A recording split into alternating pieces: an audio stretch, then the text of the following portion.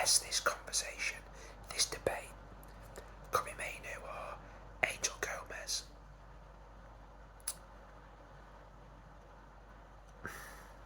I want to bring this to the context of England, and I feel a good starting point for this conversation is England at the Euros, where we once again got to a final. So, for a team that got to a final, what was the negativity? What was the conversation regarding what could be better? You guys will all know this. Throughout the tournament, there was a conversation around balance. Okay? Balance. So, when we talk about balance, you've got 11 players in a team, right? It is not always the best 11 players that you have in that country that makes the best team. I'll give you an example. One of the English national team's biggest travesties of the last 30 years. Sven-Göran Eriksson's 4-4-2, Gerrard and Lampard as the two central midfielders with Paul Scholes on the left wing, which led to Paul Scholes retiring from international football at the age of 29. Now that is actually a great example. That was ridiculous. It just so happened that three of the best players in England happened to be central midfielders, and that is a way that you try and shoehorn them into a team.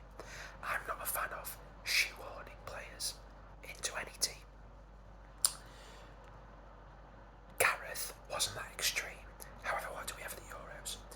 You had Trippier as a left back, which he can do, but in the system that Gareth played, with Phil Foden ahead of him, that also wants to cut inside, where Trippier's a right footer, so he will cut inside. We had a massive issue down the left flank the entire tournament. It's a miracle that we actually got to the final. You also had Harry Kane that loves to drop deep, and as I spoke about in the last video, you didn't have any runners beyond him because you had Bellingham and Foden that wanted played into feet. So that was a huge problem as well. Huge problem. In the central midfield area, we had, now let me try and get this right. We had Rice start every game, but Rice's initial partner was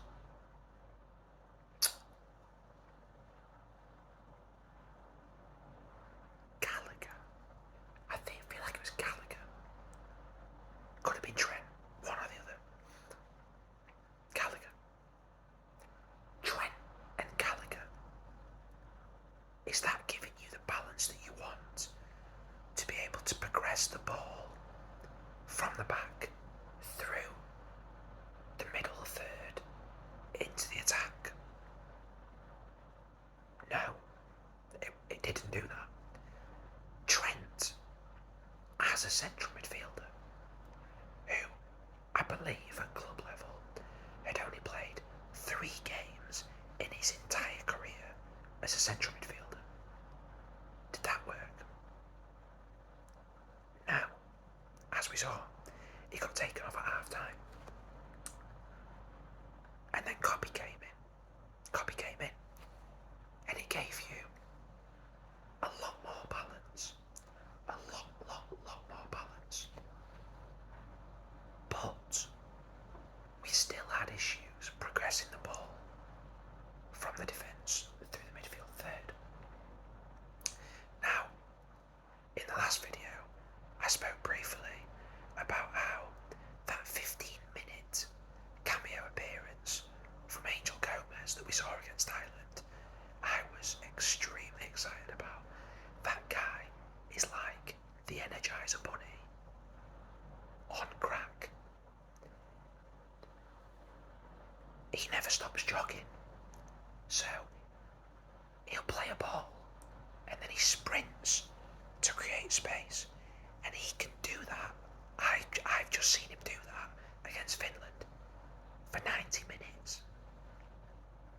special. He is exactly the same height at 5'6" as N'Golo Conte. He plays like N'Golo Conte when N'Golo Conte was in his peak years. Now, he is not as physical and he is not as good a tackler. But what did I see as Angel Gomes' strengths against Finland? His energy is elite. I was genuinely like wide-eyed. I couldn't believe how much energy this guy's got. Energy is top level. So he is constantly creating passing lanes. There is no better friend to a footballer than somebody that continually offers you a passing option. Angel Gomes is a constant passing option for whoever is on the ball. It is amazing. It is Andrea Pirlo-esque. It is Luka Modric-esque. And I'm not overblowing this from one game, guys. It was that was for that one thing. That was world class. Like legitimately world class. I was amazed at how good he was at that. Secondly, he is extremely neat and tidy on the ball. I've not seen any stats from that game. I'm probably going to go actually straight after this video and go and look at Statman Dave on Twitter. I would hazard a guess that A, he had the most touches in the match of all 22 players, and B, he had the highest pass completion rate. He keeps things extremely neat and tidy. So, why it doesn't matter that he is 5'6" in a central midfield role is because he never puts himself in a position where you can tackle him.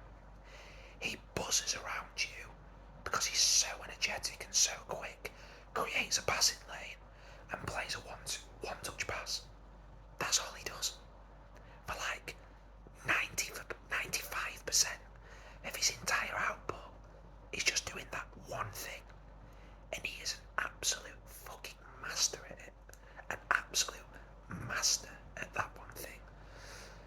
So, by the time you try and press him and tackle him, he's giving the ball away to someone else already.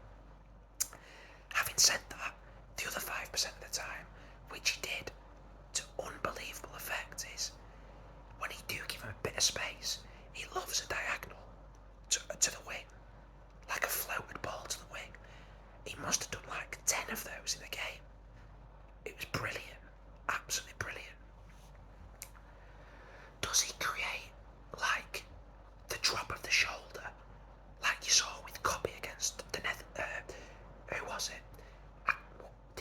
Whoever it was in the Euros, drop of the shoulder, beating two men that are pressing him. That magic moment. No.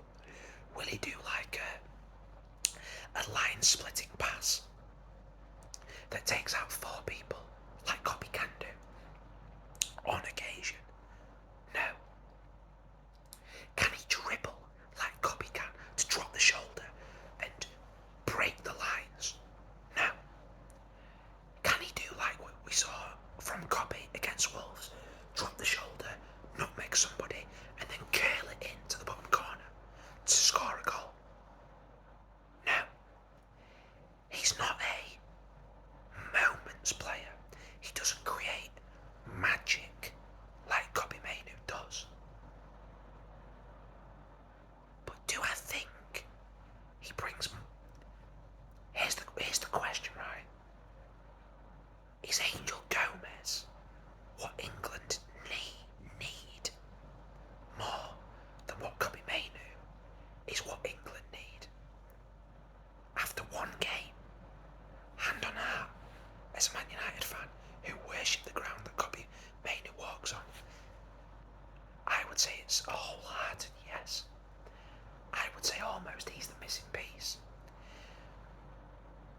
What he allowed Declan Rice to do, the way he dropped in between the two central defenders, here's a phrase I'm going to use, right, that you hear about players like Luka Modric, like Andrea Pirlo. See, I remember when Italy beat England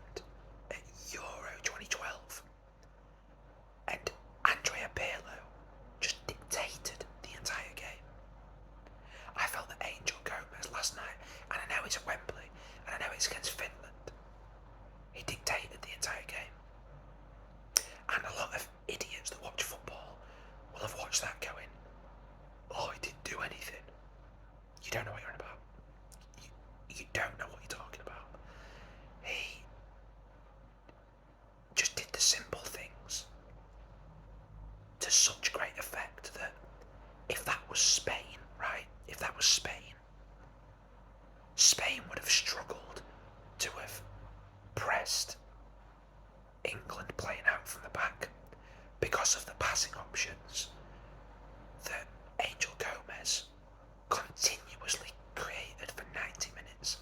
So much so, in fact, here's a great example. Declan Rice didn't have to offer a second passing lane like he did at times with Kobbie against Ireland. Because Angel Gomes was just so available, it made it look so simple and just so easy. I can assure you that what he was doing isn't that easy. It's just so elite and world class what he was doing. It was amazing, absolutely amazing. And I say this with heavy heart. I think he probably needs to be there to stay in that England team. The second thing that I want to talk about when I talk about, so I've talked about balance here, right? We saw it again with Gordon. We saw it again with Kane dropping deep. We saw it again with Trent. Spain were not only the best team in the Euros, and frankly won it at a canter. They were the most balanced by a mile. If you think about that Spain team, and you know what, I didn't do this in the last video, but let's go through it. You've got Unai Simon, who's a solid goalkeeper, but major strength playing out with his feet. Guess who else does that? Pickford. When you create an environment in front of him where that can happen. Spain have got Robin Lenormand and who did they else? Was it Eric Garcia or was it? It wasn't Pau Cubarsí. I can't remember who the other centre back is, but they've got two centre backs that can play out from the back. You would say that we've got the same with probably. I'm assuming we're getting to the point where our first choice is John Stones and Mark Gay, but actually we've got four options where that can happen.